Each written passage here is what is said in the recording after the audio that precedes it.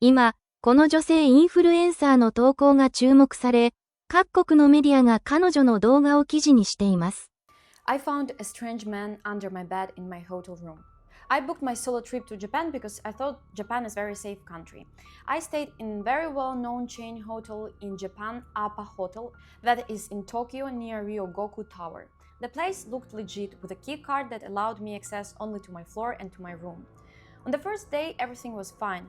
The next day, after a day of sightseeing, I came back around 7:30 p.m., unlocked my room like usually, took off my clothes, lay down on the bed, and then I noticed a weird smell.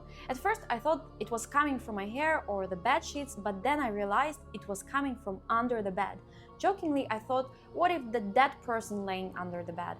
But when I leaned over to check, I saw a pair of eyes staring at me. I saw Asian man under my bed.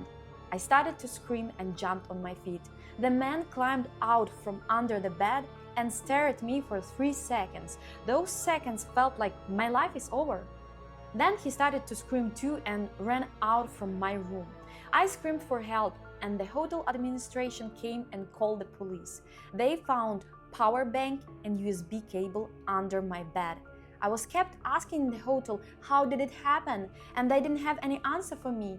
Even more, they suggested upfront that police won't find the intruder because they had no cameras. Feeling scared and unsafe, I moved to another hotel and demanded a full refund.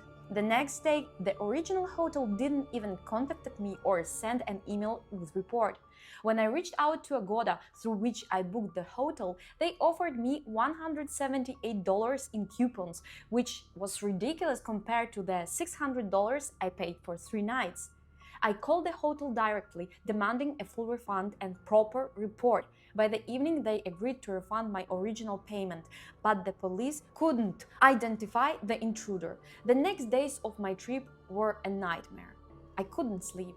I was constantly on edge, checking every corner of my room.